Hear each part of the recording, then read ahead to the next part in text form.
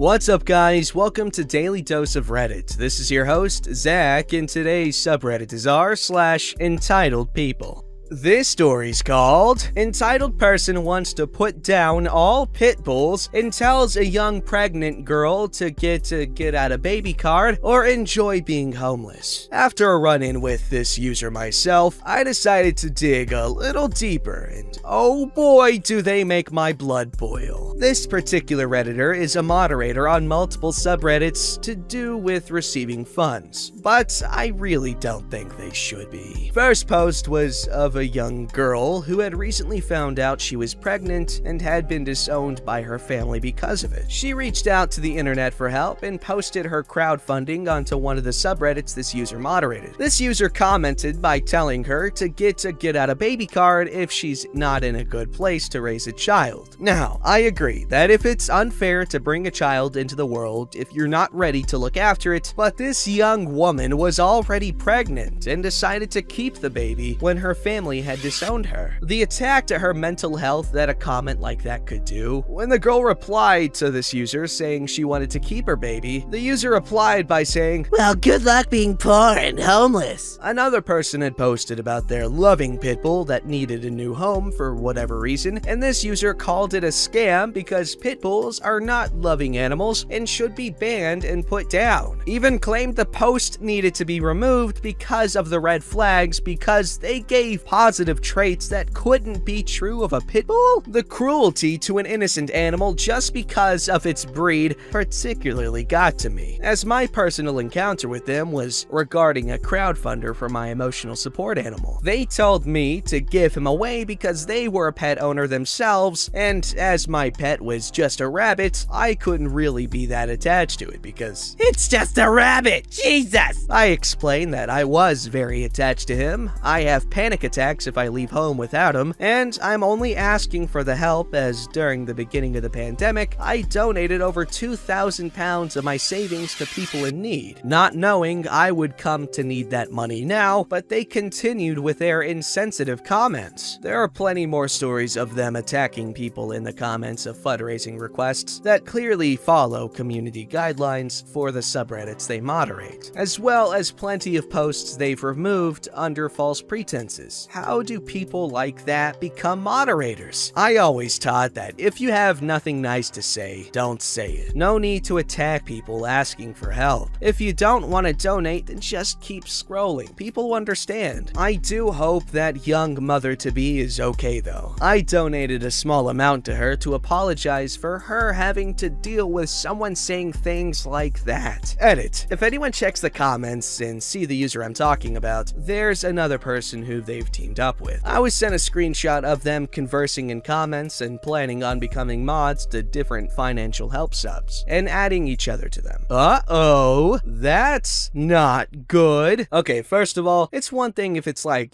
just jokes. Like, I know a lot of people get sensitive about pit bulls. Like if someone posts a really cute video of a pit bull and they're like chewing on a chew toy, I'm like, oh, he's having fun because he's having so much fun because he's imagining he's eating a baby's head or something, just something stupid like that. And it's always funny because someone always gets upset about it. It's like, bro, this is obviously not targeting you. This is targeting people that make these jokes, unironically. Anyway, this guy's clearly not doing that. He's just a weirdo. Yeah, doesn't need to be a moderator. Doesn't need to be a jerkbag. But we all know that already. This story's called The Metric System Doesn't Care About Your Entitlement. So this was a few years ago when my wife and I, both Mancunian, were doing a mini world tour as part of our honeymoon. We were in Iceland and had been really disappointed to find out that the Blue Lagoon is man-made and is basically just a large outdoor swimming pool of water runoff from the geothermal plant. So after some light Googling, found a place about an hour and a half from Reykjavik called the Secret Lagoon. The place is amazing and exactly what I expected from a natural hot spring. Basically, a large pond pouring with steam, a river running next to it also pouring with steam, and then a load of smaller bubbling pools of water and mini geysers that would blast water into the air every 10 minutes or so. The place was on somebody's land, and they've built a changing room and a shower area and charge about £12 to get in. Between the pond and the river, there is a roped off area of small, deep pools that has a sign saying, "Warning, water is over 90 degrees. Do not enter at your own risk," which is probably a bad translation of "no entry. We accept no liability." Anyway, my wife and I were leaning against the side of the pond closest to this and notice a guy wander up, read the sign, then step over the rope. As he's walking up to one of the small pools, the lifeguard is running over and shouting, "Papa, you can't go in there." I don't know what that was. Then American accent replies, "Whatever, buddy. I could do whatever I want." By this time, the lifeguard has reached him and tries to explain to him that the water is between 90 and 110 degrees. And this is in Celsius, my fellow Fahrenheit friends. And that he walked right past a "do not enter" sign, to which the American responds, "No, it says enter at my own risk. So I am. And it's not very risky. It's hotter than 90 degrees in Nevada every day." This utterly perplexes the lifeguard, who has absolutely no idea what the hell the American is talking about. So I shout over, "Oi mate, it's Celsius, not Fahrenheit." Now the guy looks confused. "I don't know what that is. I'm going in." For reference, 90 to 110 degrees Celsius is 194 to 230 degrees Fahrenheit.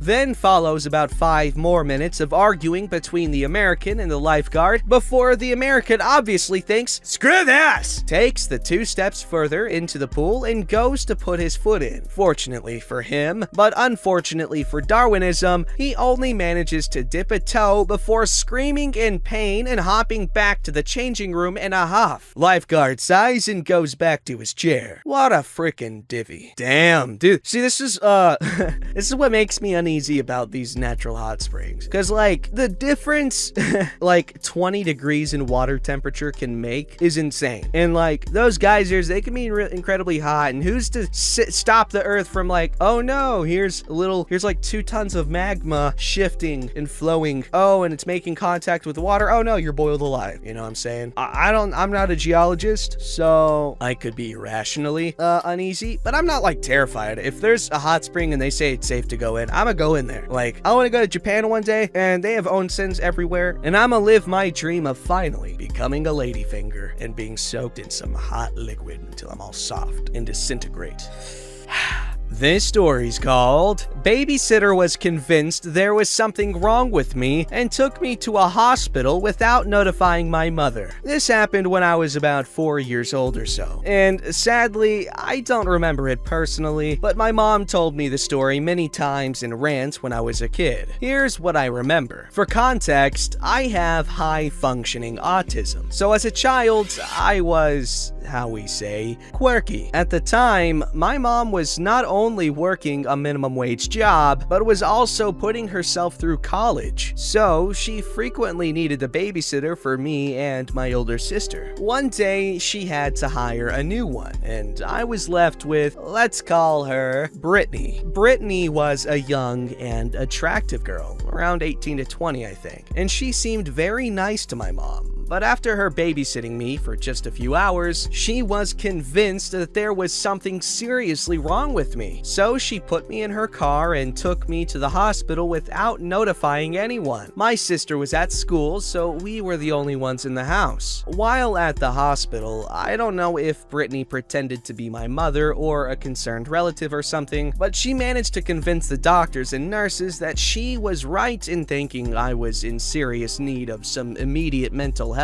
Finally, my mom was notified while she was at work. This was about 1990, before most people had cell phones. She got a call on the company's landline because one smart doctor there realized Brittany was not related to me, or even knew much about me for that matter, and they made her reluctantly cough up my mom's contact info. To say my mom was furious was an understatement. The ground shook as she stormed into the hospital and demanded to know where where I was. When she got to the room they were keeping me in, I had wires and electrodes hooked all over my head. She said I looked like something out of a horror movie. She immediately told them to cease what they were doing. Then she fired Brittany on the spot despite her crazy protests and calling my mother a bad mom. The doctors determined Brittany was full of hot air as well after examining me, and she was left on the hook for the bill of the hospital's time. After that, my mom started having my great-grandparents babysit me instead, and we moved in with them not long after. I honestly didn't expect this story to have blown up the way it has. I know this story sounds fake to many, and that my referring to the babysitter as Brittany wasn't a good idea, and this might not have been the right sub to post the story in. But I had no idea where else to post it. But this did happen, and honestly, I wish it didn't because it actually traumatized my mother a bit. She couldn't get the image of what happened out of her head for years. I had to comfort her many times as a child when the story was brought up. She blamed herself for leaving me with that person. And while this was before cell phones were common, my mom was easily reached via landline at her work. Brittany had access to a phone in the house we lived in at the time, and my mom was easily reached at work. The doctors had no problem getting a hold of her once they actually had her name and number. The doctors also had to apologize profusely to my mother for believing Brittany because they had doubts after initially checking me out. But she lied to them and was adamant something was very seriously wrong with me. I was fully capable of speech at the time, and diagnoses for autism in 1990 weren't so readily handed out as they were just a few years later. I wasn't diagnosed with Asperger's till I was 12 or 13, and before that, doctors just gave me a small examination and decided to pump me full of Ritalin from the time I was 6 or 7 till I was 15. I didn't get any real mental improvement till I was fully off the medication, as it left me depressed and unable to focus on more than one thing at a time. Also, yes, it does seem over the top. Brittany was stuck with the bill, but I think for her that was better than being arrested. Plus, people in those situations can often be billed for wasting the time of police or doctors. So I'll end with this. Believe what you want, but this did happen.